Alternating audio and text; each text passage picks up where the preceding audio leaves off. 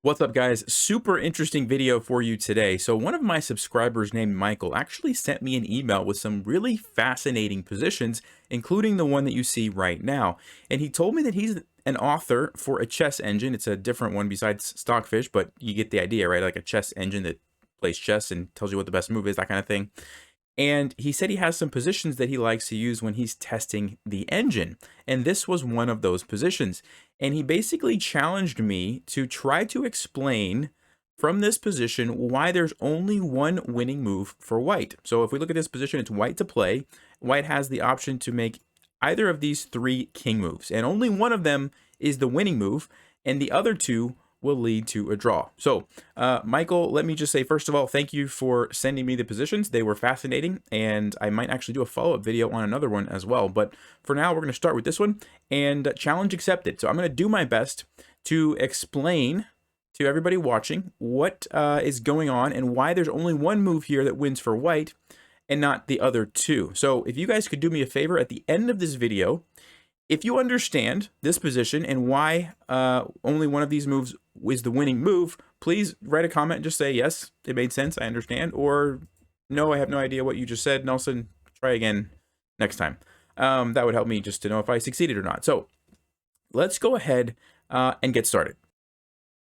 Okay, so the first thing we have to understand about this position is that all the pawns are blockaded, right? And which means the only way that white is going to be able to win is if they can somehow capture one of these pawns without black being able to kind of defend that. And if you capture a pawn, maybe this one, you push it, you get a queen. Something like that needs to happen. So let's think about how can the white king potentially get through to the other side of the board to capture these pawns. And that when we first kind of look, we can see a couple of options. One path might be like this. And notice how white's king could infiltrate and then start hunting down the pawns, right? That's one option. Of course, I'm not making any moves for black right now, but you can see the idea, right? Another option might be that the king kind of runs this way and starts going up the board this way and comes in over here and, you know, hunts down this pawn, right? So there's kind of two paths, right, that the white king could go to attack these pawns. That's the only way through, right? No other path. You know, you can't get through here and you can't get through anywhere else. You have to go one of these two paths. Okay, so we understand that, which means black's goal is going to be to prevent the white king from doing that, right? And so if you imagine this red path here, if the black king were to come up here, that would stop the white king from infiltrating, right? Or also, let me do I can do a different color here. Sorry, let's go for yellow, I guess. The black king could also come over here, and if you imagine if the king landed on this square, it would be preventing the white king from coming in as well. Okay, so first thing we need to make sure we understand, there's two paths that the white king can potentially take to get in, and of course black is going to be trying to prevent the white king. Whichever path the white king decides to go for, black's going to try to stop that with one of these paths. So if we go for red, black's going to try something like the blue path. If we go for green, black's going to try something like the yellow path. Okay, that's the very basic starting point that we need to understand. All right, so with that in the back of our mind, actually before I proceed any further, this might be a good time if you guys would like to pause the video and think through and make your guess on which move do you think is the winning move for white and which two moves draw. Go ahead and take a guess. I don't believe that anybody's going to get this unless you spend a lot of time, or if you're like a really strong player, maybe you can figure it out. But I think most people are going to have a very difficult time with this, so don't feel bad if you don't figure it out. But if you want to take a guess, go ahead and do that now. All right, now if you've had a chance to look at that, let's continue with our discussion. So we talked about how there's two entry points for the white king, okay, right here and right here. So let's just take an example line, okay, for just to get us started here with thinking about this. Let's just say we just immediately kind of go for this path as quickly as we can. We play king to b2. And black's going to play the move king to a8, which I know is kind of a mysterious move, and we will come back and talk about that later. But let's just keep going, right? We're like, I don't really care what black's doing. I'm going to come up here and go in. King goes to b7, we come up, and black plays king to b6 and shuts us down. We're like, well, that didn't quite work. So let's go back a move, and instead of playing king to c4, what if we play the move king to d3 to try to come over this way, right? Well, black, of course, is going to follow us, and if we keep going all the way, you're going to see what happens. Black is just in time to keep us from getting in, right? So that didn't quite cut it for us. All right, let's go back. And the interesting thing, this is what I really want you to pay attention to, is notice how when black plays king to c7, the king is kind of in the perfect position to stop us whichever way we decide to go. So if we decide, you know what, I'm going to try to come in this way, well, black's like, oh, well, I'm ready for you. You can't come in. And if we try to go the other way, like I just showed you, this line, black's like, oh, you can't come in. I'm just in time. So it's very interesting how whichever way we go, black is ready to stop us. But now I want you to imagine, like, it's our turn in this position, and whichever way we go, black's just going to be like, oh, well, I see what you're going to do. I'm going to go that way. But I want you to just imagine, let's just pretend for a second that it happened to be black's turn, right? And black had to move. If the black king moved this way, guess what? We could make a beeline for right here. So, for example, let me make a mistake here for black. Black doesn't have to do this, but I want to just intentionally make a mistake for black. So I'm going to move here. And I'm going to have black move to the c7 square, which is a big mistake, but I'm going to just do it for the sake of illustration. We play king to d3, and now we have the exact same position, except we made the last move, which means it's black's turn, which means black has to make a decision. Do I run this way, or do I run this way, or go backwards, right? And whichever way they move, we will go the other way. So for example, if black says, you know, I better go this way because I want to make sure that I can come over here in time, well, then we're like, oh, well, I'm going this way now. And black's too late. See that? And we get in, we get the pawn, we're going to win. All right. So black says, I don't want to allow that. Let me come over this way. Well, now we're like, oh, you're too far away. I'm going to go this way. And black's too late, right? You can see how far black's king is. He's not going to quite make it. And we're able to come in this way. And this is going to eventually, the king has to step back, like right now, actually, has to step back to one of these three squares. And then we just come over and we're taking the pawn. So you can see how, going back to this key position, depending on whose move it is, determines the outcome of this position, if it's a win for white or if it's a draw, right?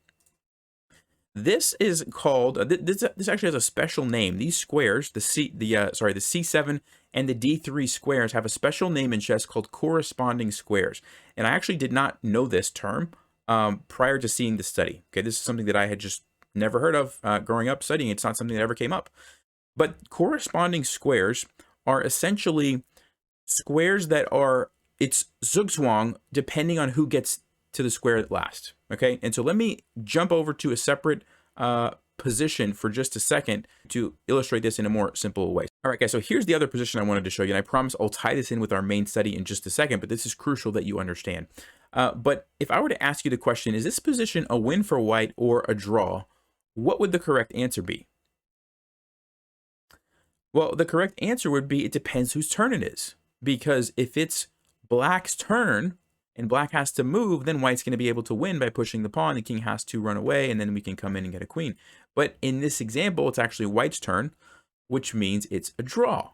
Because if white plays the pawn forward, black plays the king over, and because of the way the timing works out, the best we can do is get a stalemate. We can't actually win, right? These are examples of corresponding squares. So whoever made the last move has the advantage, basically. They put the other person into zugzwang. So, for example, let's just say I went back here, black went here, I went here, and black makes a mistake, okay, because they don't understand this endgame. They make a mistake, and they allow me to get the opposition. I now have the zugzwang, and black has to move, and then I push the pawn, and I win, okay, because black allowed me to play the last move on the corresponding square, right? These two squares. There's also some corresponding squares over here as well. But let's say black knew what was happening and they played here.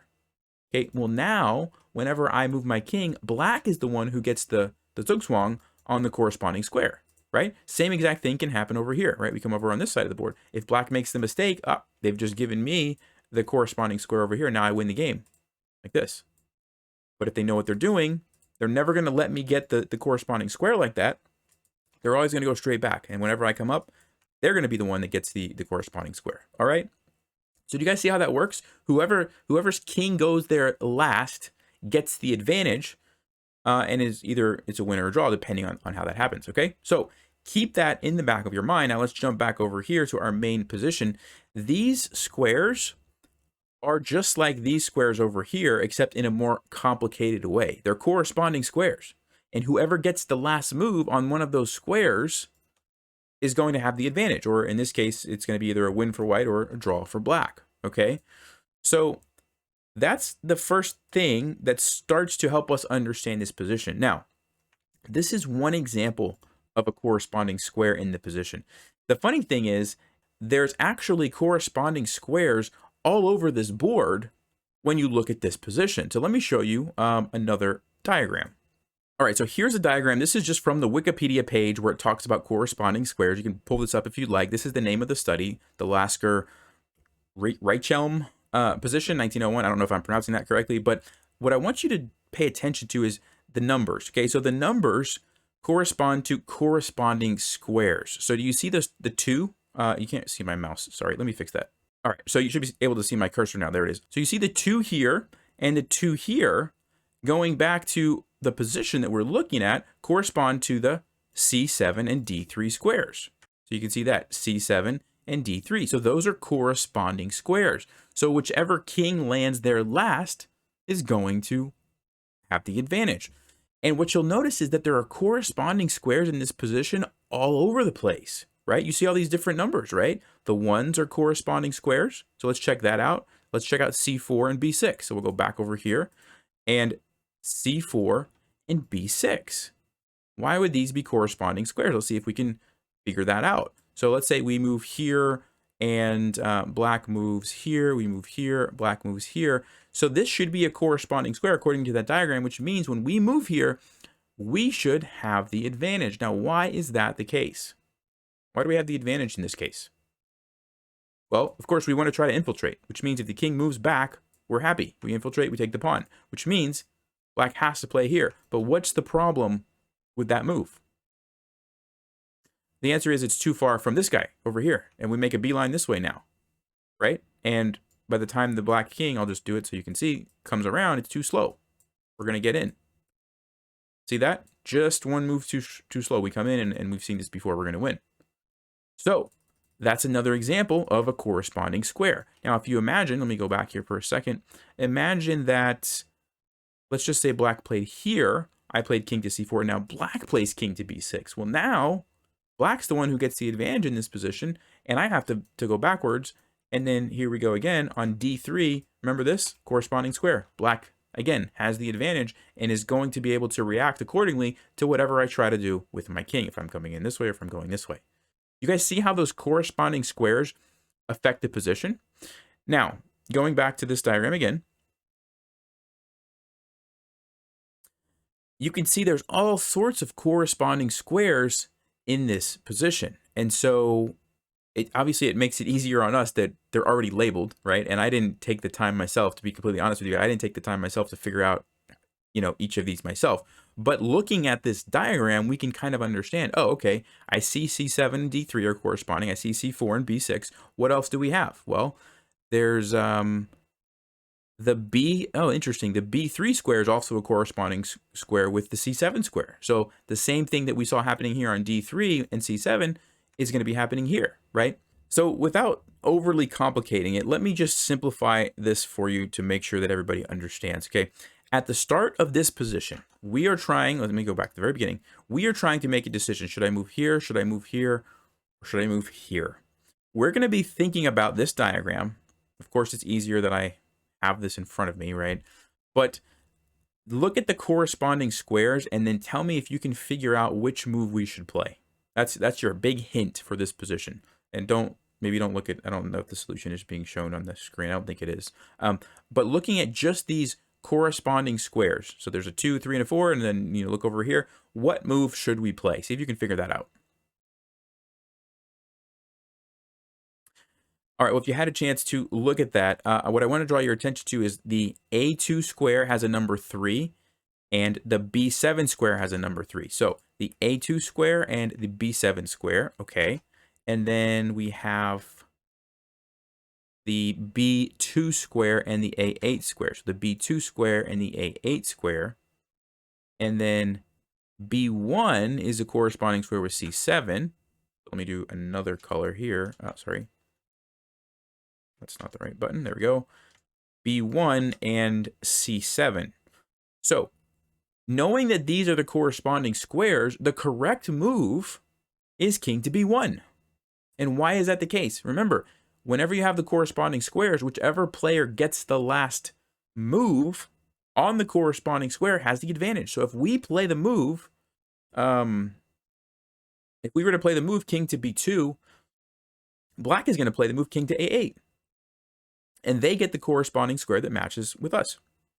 Or instead of that, if we play the move king to a2, black's going to play king to b7, and they get the corresponding square. Remember, this one, I believe, also was a corresponding square with c7. So you can kind of see how once we step to, let's just say, a2, I think if I move the piece, the circles go away. That's why I'm not moving it. But if we move here, black moves to the red square. And then if we move to the other one, black moves to the yellow one.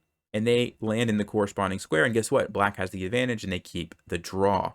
So at the start of this position, we have a chance to not allow black to get on the corresponding square. We play king to b1, and this is the winning move. And then the rest of the position, it's all about dancing around the corresponding squares to avoid allowing black to basically land on them. We always want to land on the corresponding squares. Okay, so hopefully that makes sense. Remember, the point of that is because eventually, once we land on those corresponding squares at the right time, the black king is forced to make a decision and either guard this path or guard this path, but they can't stop both, and that's how we win after a series of really weird and confusing moves. So I know I kind of cheated a little bit by showing you this position, but I think it really helps to make sense of what's going on. The corresponding squares is a really nice touch. I actually don't know if I would have been able to come up with all of these myself. Probably would have taken a while, and I would have had to really do some thinking. You can see there's 9 different sets of corresponding squares. And so, you know, a lot of thought would have had to go into that. I did notice when I was looking at it, the c7 and d3 ones jumped out at me right away. And then I think b6 and c4 is also kind of obvious. But the other ones, apart from those, probably would have taken some time.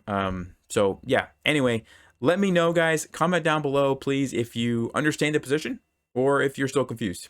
In which case, I guess I lost the challenge. But yeah, thank you again, Michael, for the super interesting position. And like I said, I might do another video with another position that he sent me as well. So I will catch you guys later. Hope you enjoyed that and had as much fun as I did putting this together. As always, stay sharp, play smart, and take care.